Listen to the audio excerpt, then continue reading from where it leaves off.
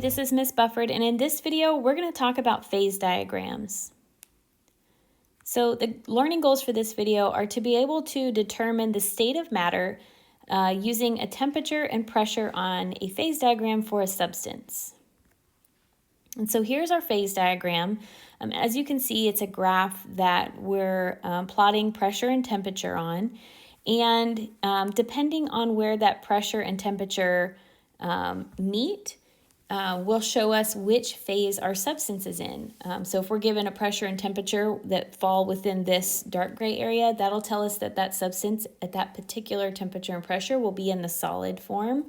Or if it falls within this medium gray area, it will be a liquid. Or if the temperature and pressure meet in this lighter gray area, it would be a gas.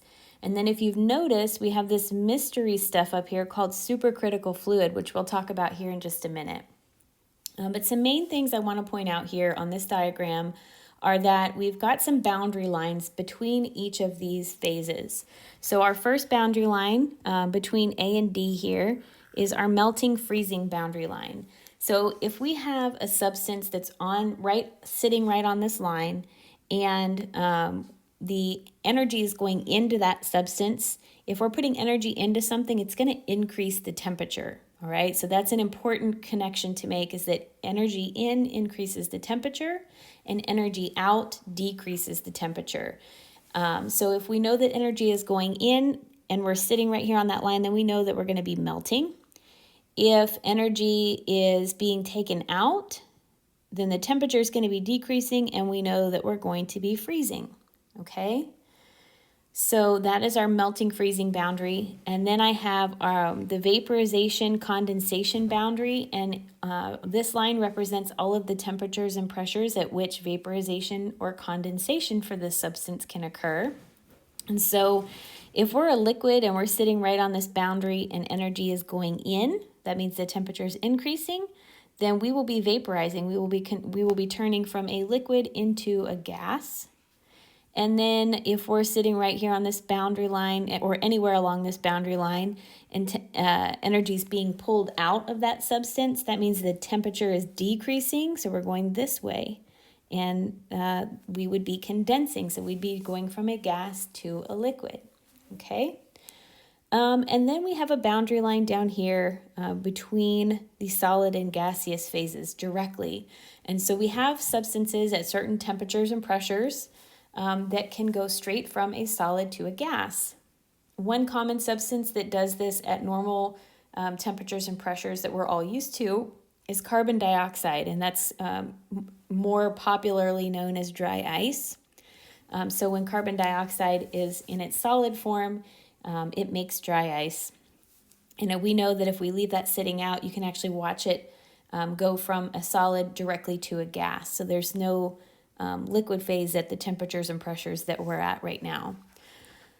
So if we're on this boundary line right here and energy is going into that substance, that means the temperature is increasing, then we're going to be going from a solid to a gas. And again, if we're on this boundary line anywhere along it and energy is leaving that substance, then the temperature is decreasing and we are going to be undergoing what's called deposition. So sublimation right here is the phase transition from a solid to a gas.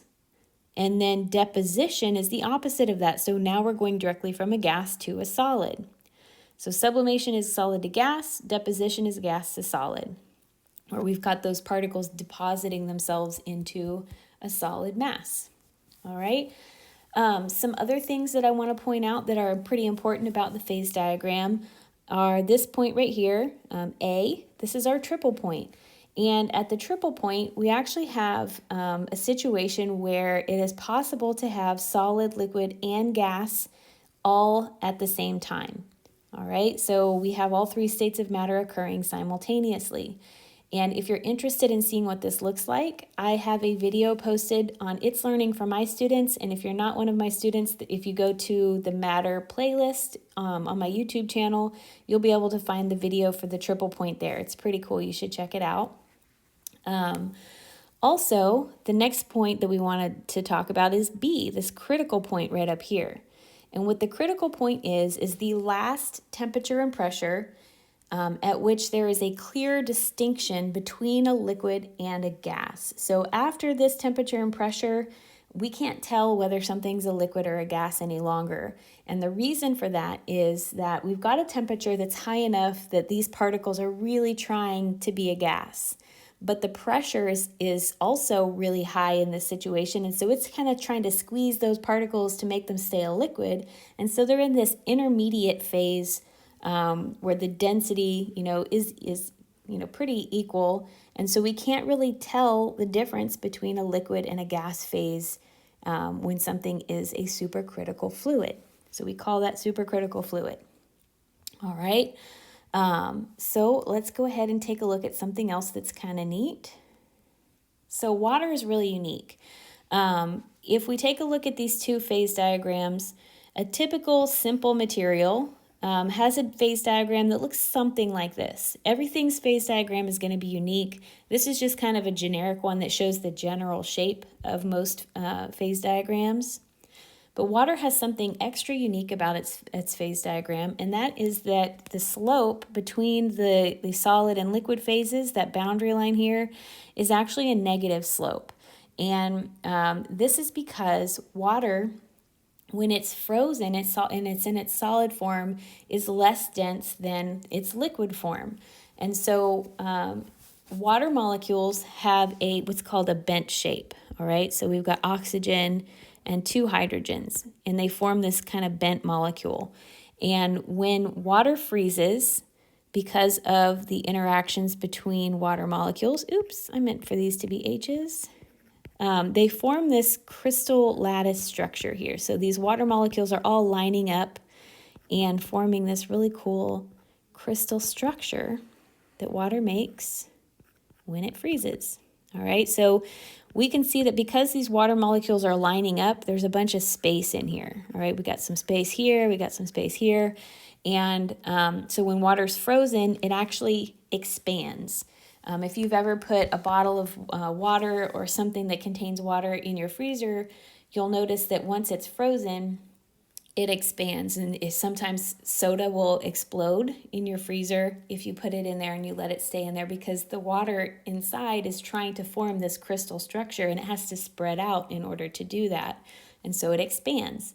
And when it does this, it becomes less dense than the liquid water that it started as. So there's not as much matter per unit of volume with a frozen ice cube that there is with a liquid. And so let's look at what this means, why that makes this slope here negative. So if we're looking at, the normal progression of solid, liquid, and gas through most substances, so like let's say this is normal atmospheric pressure. This is the amount of pressure that you're experiencing sitting there watching this video. Most substances, when we hold pressure constant, and we change the temperature, we'll go from solid to liquid to gas as we increase the temperature. Or if we decreased it, they would go from gas to liquid to solid in that order. And water does the same thing. So if we hold pressure constant here at normal atmospheric pressure, we go from solid to liquid to gas, and then back from gas to liquid to solid if we decrease the temperature. Okay, so now let's take a look at something else. So if we were to hold temperature constant, every substance would experience the same phase transitions in the same order. So gas to liquid to solid, solid to liquid to gas. We would still, if we had temperature constant down here, we would still go from a gas to solid, but everything can do that as well. All right. But now let's take a look at water. So water has the ability to go from a gas to a solid and then to a liquid. And so if we're increasing our pressure here, we're holding temperature constant and we're just increasing pressure, it goes from a gas to a solid to a liquid, and then down from a liquid to a solid to a gas. And the reason for this is, like we said, that the solid form is less dense because there's all that space between those molecules when they line up to form that solid crystal when it's frozen. But if we were to increase the pressure and just kind of squeeze those molecules together, then they would end up, that crystal structure would end up collapsing and forming liquid water. And so that's why we can go, from a solid to liquid when we're changing the pressure, and nothing else can really do that. I mean, we can't go from a solid here because now once it's a solid, it's not, those particles aren't going to get any closer together, okay? So water's pretty unique. One of the cool things about water that allowed life to evolve here on Earth is because the solid form is less dense and it can float on the top once it's frozen and insulate all the liquid water underneath and keep it from getting too cold, so it kind of protects the life that's living in those bodies of water. All right, so let's think about this. We have a couple scenarios here. Here's our first one. If I were to throw a piece of ice out into the cold vacuum of space, what would happen to that ice? So while you're thinking about this question, think about what the conditions of temperature and pressure are like in space, and what do those conditions mean for the fate of that lonely space ice? So give it a minute, think about it, pause the video if you need to. And now let's talk about the answer. So in order to answer this question, I have a phase diagram, and let's talk about what we know about the conditions in outer space. So we've got conditions, we've basically got a vacuum, so there's almost zero pressure out in space. So if we are on this pressure scale, we're probably down here, like right where C is, right? And the temperature is not absolute zero, but it's super cold in space. So we'll say the temperature is right about here. So if I were to throw an ice cube in the solid form out into outer space, what would happen to it? Right, so if you said that it would sublime, so we're going over this way, go from a solid to a gas, you are correct. There's absolutely zero pressure out there holding those molecules of water into that ice cube, and so they would start to sublime directly into a gas. All right, so here's our second scenario.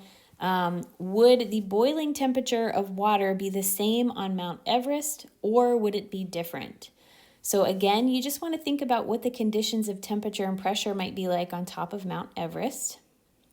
And then if you think the boiling temperature is not going to be the same, what's going to happen to it? Is it going to increase or is it going to decrease? So I'll give you a minute to think about that, and then we'll talk about the answer. All right, so in order to answer the question about Mount Everest and the boiling point of water, let's put some information on this phase diagram that we know. So I definitely know at normal atmospheric pressure, I'm just going to say this is 1 atmosphere. It's what we're experiencing while you're sitting watching this video. And I know that at normal atmospheric pressure, the boiling point of water is 100 degrees Celsius, or the point at which it's going to vaporize. Okay?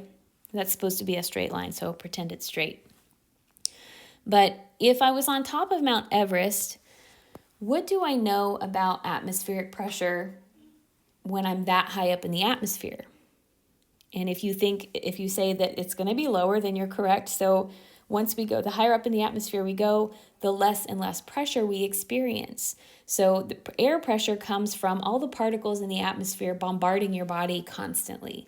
And if we have fewer air particles in the air to bombard us, like what happens when we go up high in altitude, then the air pressure is lowered. And so there's less force being pushed on our bodies. And similarly, there's less force being pushed on the top of the surface of that water.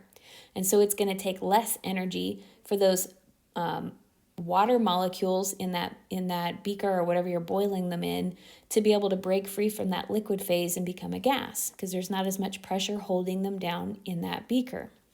So we have less pressure here. And so let's pretend that the pressure from Mount Everest is about right here. I don't really know exactly what it is, but we're estimating here.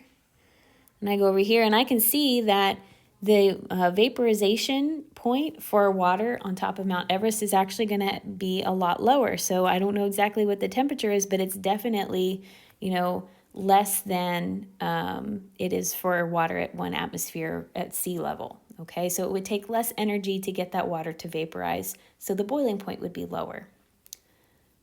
All right. And then this last little bit here, I just have some cool facts to tell you guys. that are related to temperature and pressure and how they affect matter. So astronaut or space ice cream, which was actually never eaten by astronauts in space, by the way, is made by lowering the pressure in a chamber that contains the ice cream. So this causes the water to sublimate out of the product. So if we go back and we look at one of these phase diagrams here, if we're at normal 1 atmosphere of pressure, if we drop the pressure really low in a vacuum container, you can see that eventually, whatever temperature we're at, it's going to cause, let's say we're, at this temperature here. We drop the pressure, you can see that it's going to cause that liquid water to sublimate out of that ice cream or that food, whatever it is that you're freeze drying, because that process can be used for more than just the astronaut ice cream. But I like that stuff, so I use that as my example. Also, I mentioned earlier in the video that there are a couple cool videos to watch in my YouTube playlist.